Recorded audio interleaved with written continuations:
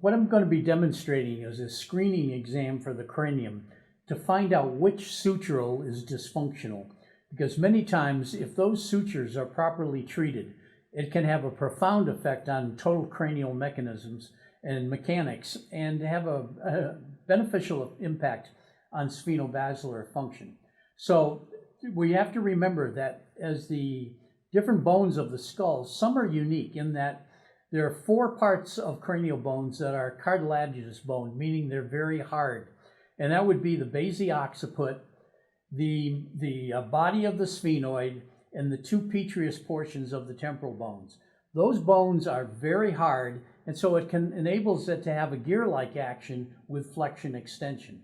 So as part of my screen, I want to evaluate that base initially in my screen. So how I do that is by letting the mastoids rest on my thumbs, and I'm doing this bilaterally. And once I let that skull rest in my head, rest in my hand, I can just minutely glide my thumbs medially and laterally to get the occipital mastoid sutures as relaxed as possible. When I do that, attain that point, then it's like the occiput just kind of floats down on your hands and on your fingertips. And so I'll monitor then with my fingers, the pads of my fingers, the occiput. And when I feel the occiput being drawn caudad, then I know it's going into flexion.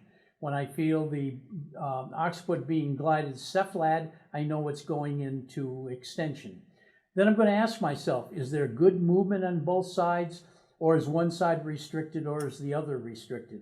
See, and the whole pattern I'm going to be doing is monitoring the various bones, and then once I find a bone that's dysfunctional, find out the suture related to that bone that's the problem.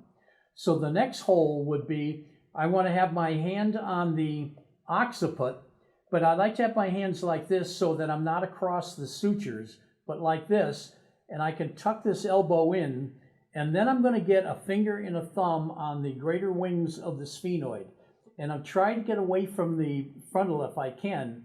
And what I should feel with sphenobasilar flexion is both hands go caudad with extension. I should feel both hands come into come cephalad.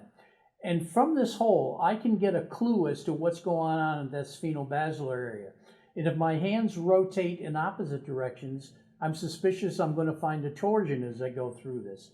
If I feel my hands side bend one way and rotate in the opposite way, I know that I've got a side bending rotation pattern. If I feel that one hand is lateral to the posterior hand, then I've got a lateral shear. If the sphenoid goes into flexion, but the occiput just sits there, I know that I've got a sphenoid superior shear. So I can get a lot of information about that sphenobasilar area. And if I feel no movement in there, then I know there's an AP compression.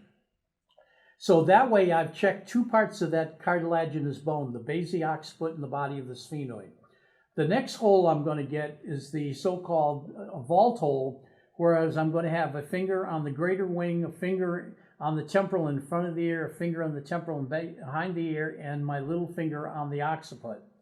And with that hole, what I should feel, with sphenobasilar flexion, the first finger and last finger should glide caudad, and these 2 fingers should glide medially because the temporals are going into external rotation.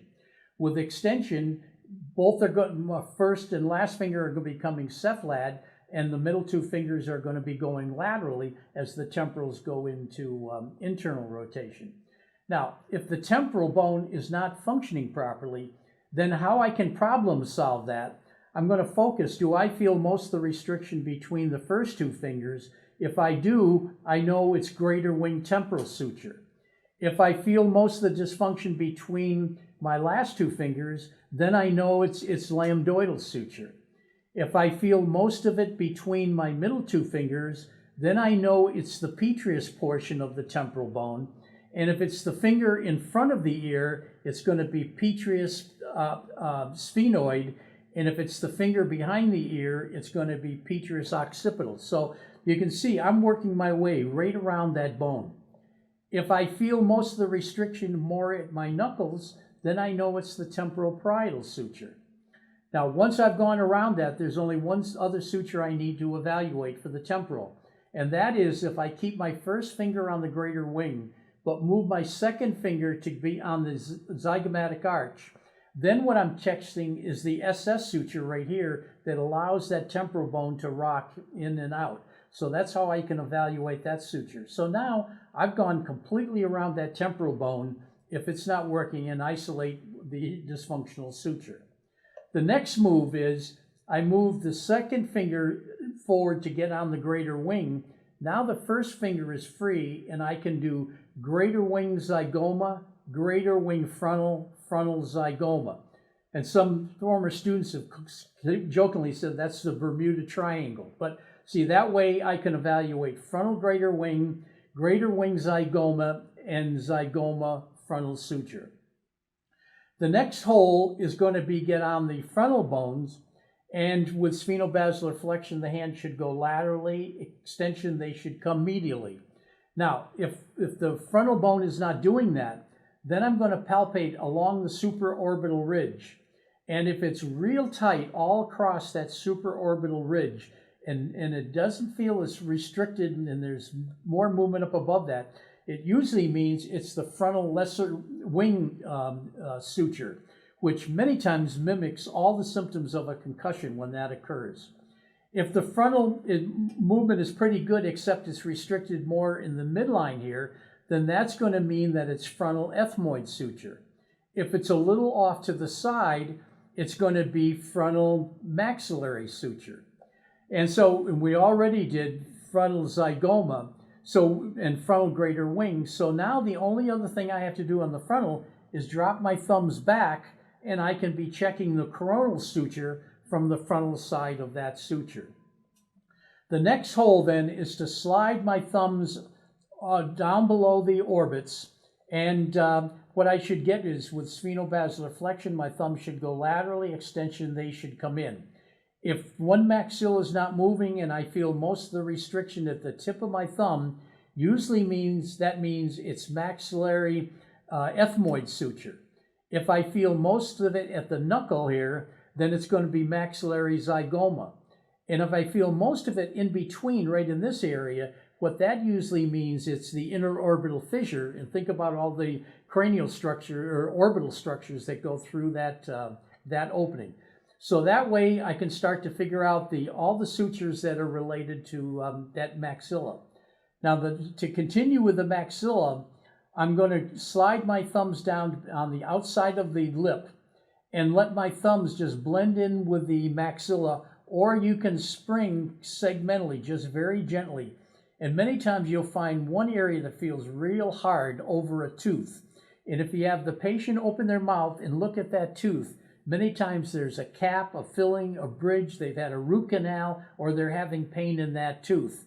And many times they'll be amazed at how you're able to identify that. If you feel most of the restriction way back as you come back on the maxilla, then that means it's palatine. And that's how that gets you into the palatine area. Now, the last thing that we need to do is you want to check the mandible.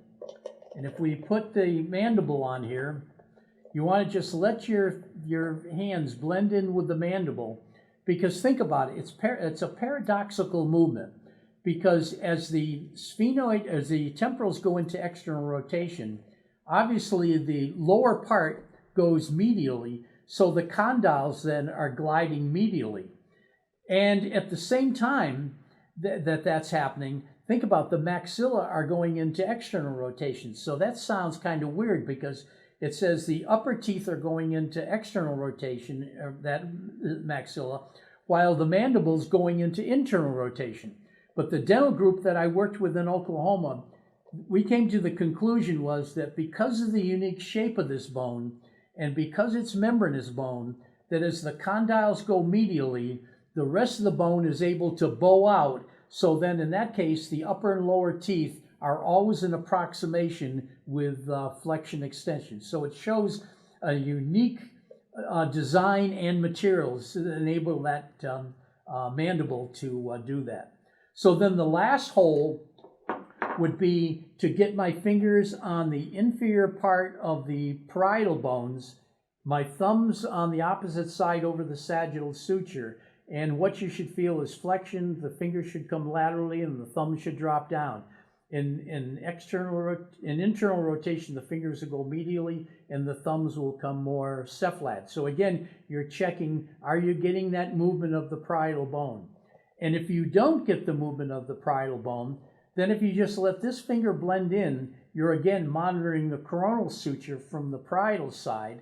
If you feel most of the dysfunction at your fingertips, you know it's parietal temporal. If you just turn your hand a little bit and let your little finger blend in here, you're checking the lambdoidal suture from the parietal side. And now the only thing we have left is to put your fingers together on either side of the sagittal suture to check that suture. So what you can see with this screen, I've gone completely through the skull and checked all the major sutures of that skull. And what I'm looking for in that screen is what is the suture that's most dysfunctional. And that's what I'm going to treat first. Then I'll do repeat the screen, find the second most restricted suture, treat that, then do the third one. And many times the greatest suture will be, say, the greater wing zygomatic suture. And when you first check the patient palpating that vault hole, it feels like the patient has a side bending rotation dysfunction. And you go and treat that suture, and when you go back, the strain pattern in the spheno-basilar area is gone.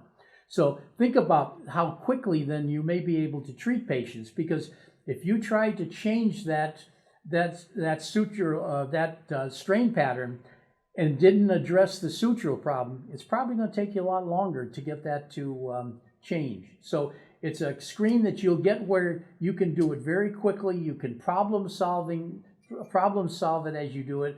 And then many times when you identify the key suture, it beautifully correlates with the patient's symptomatology.